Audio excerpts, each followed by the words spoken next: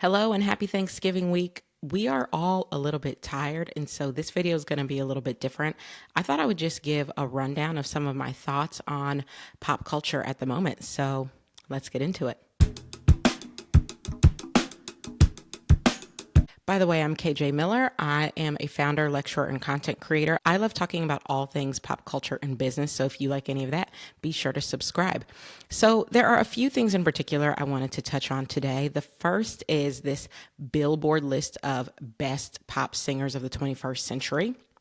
I want to get into that because number 2 was just announced today, and it turns out Taylor Swift is their number 2 pick, which means obviously Beyonce is going to be at number 1. I want to share some of my thoughts on that.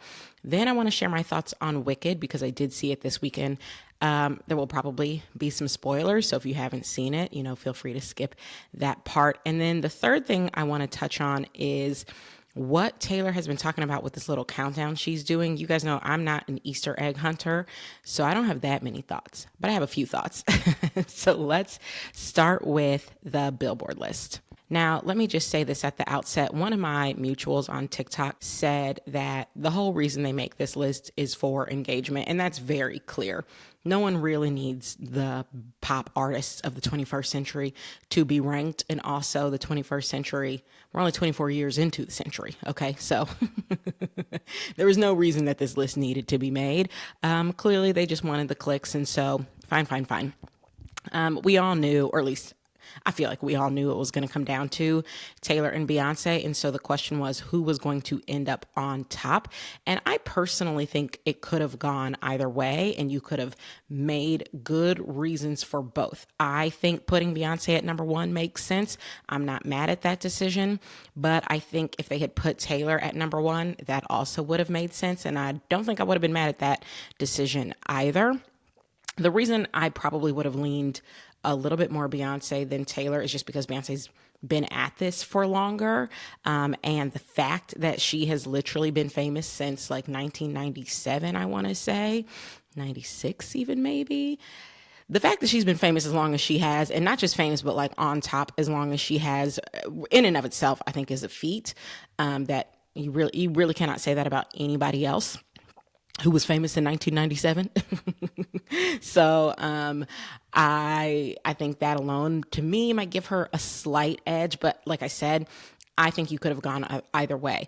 Now, I'm going to give my reasons for why I think it makes sense that Beyonce is in the most influential spot. And then I'll give my reasons for why I think it would have been fine if Taylor had been there. Now, technically, the list is Billboard's greatest pop stars of the 21st century. Okay, so I don't know exactly how they are defining greatest, but one of the things that comes to mind for me is influence. And I think Beyonce is one of the most influential artists of all time, period. And I think she's far more influential than a lot of people like to give her credit for.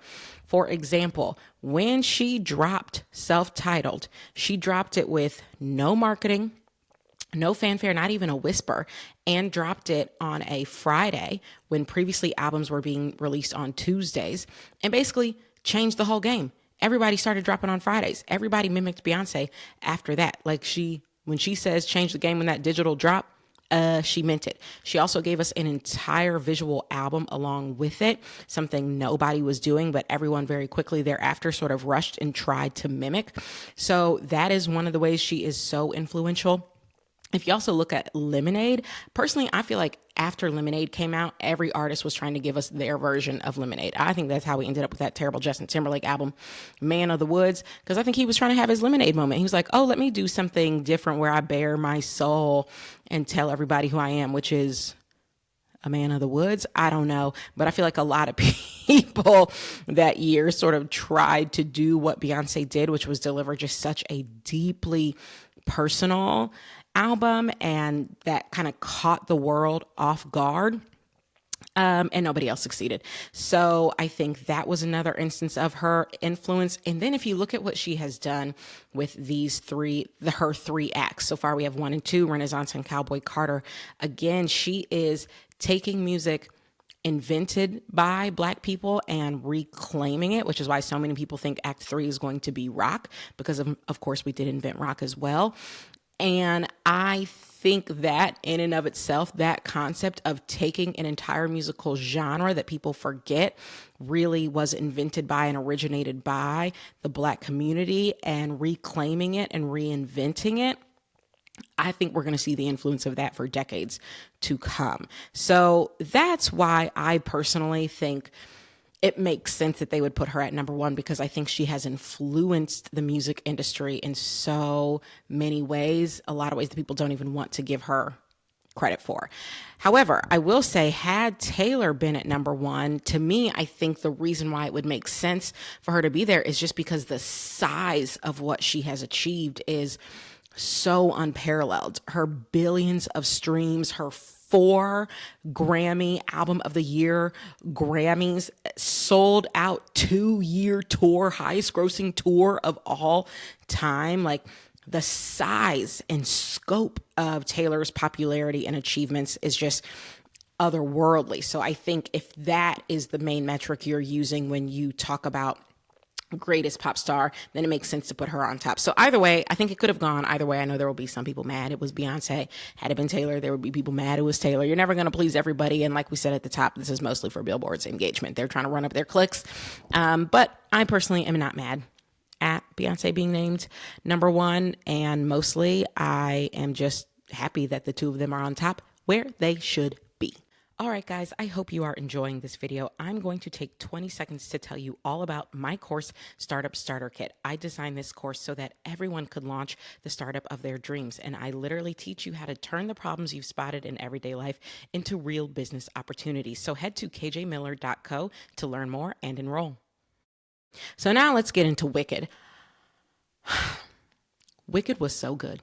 Oh my God, I'm going back tomorrow. I saw it on Friday with my husband, and then tomorrow I'm taking my niece to go see it. And honestly, when she said she wanted to see it, I was so excited. It just gave me an excuse. I said, oh, you want to see it? I could take you. Because girl, I wanted to go back anyway. It was so good. And Cynthia Erivo, to me, if she doesn't get that Oscar, I don't even know what we're all doing.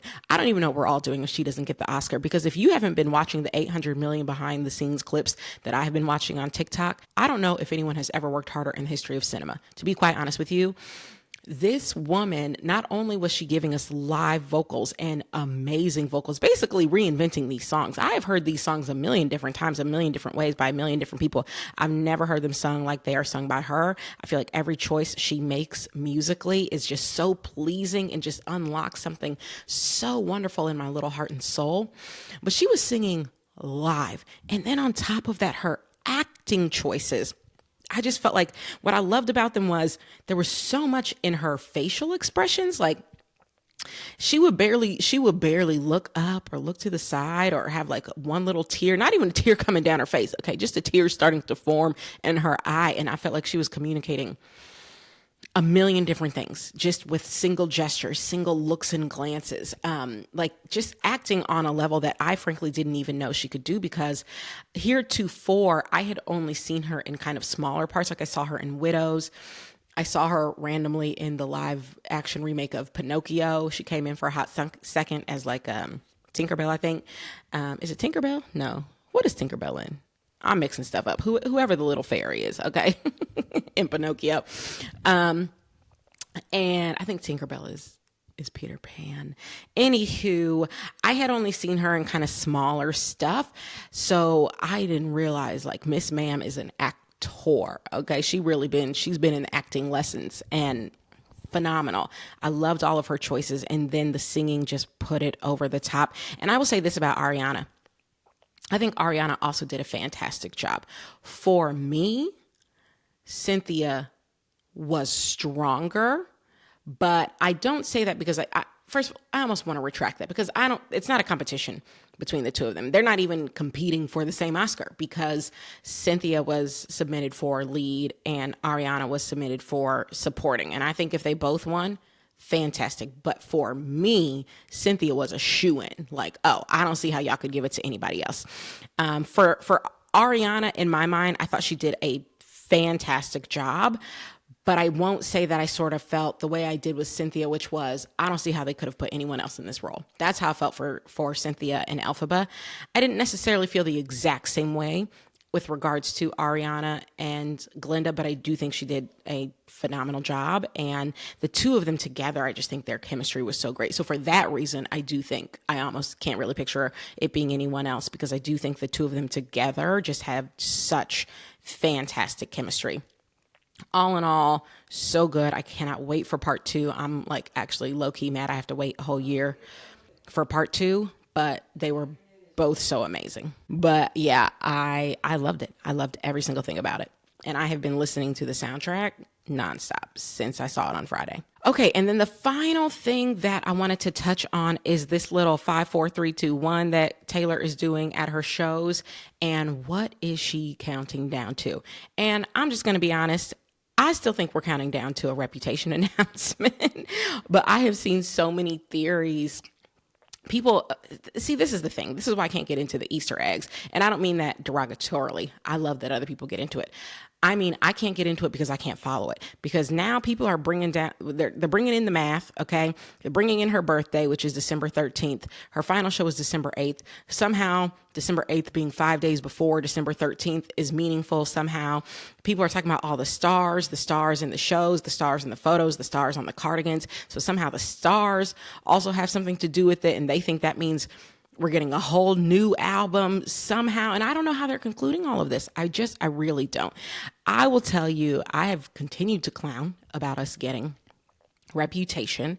And because that's the album I want most, that's what I think we are counting down to. And I think the fact that she did that mashup with Cassandra and Madwoman was her pointing to the Kim Kardashian of it all and the Kardashian Kanye of it all, which is what gave us Reputation. So that's what I still think is happening. But if you can understand the math and the countdown and the stars and how all of that points us to something else, explain it in the comments. But I mean, really explain it like I'm in 5th grade, okay? Because the videos I've seen, they're saying a lot of things, but they're not helping me get to how they're getting to the conclusion. So if you want to help me do that, just pop yourself in the comments and go on and do that. All right, that is it for this video. I told you it would be a little bit different, a little bit more laid back. It's Thanksgiving week. We're all tired and we are all hungry and ready to eat. So that's going to be it for this week. If you like this type of content, be sure to subscribe or let me know in the comments, and I will see you next time.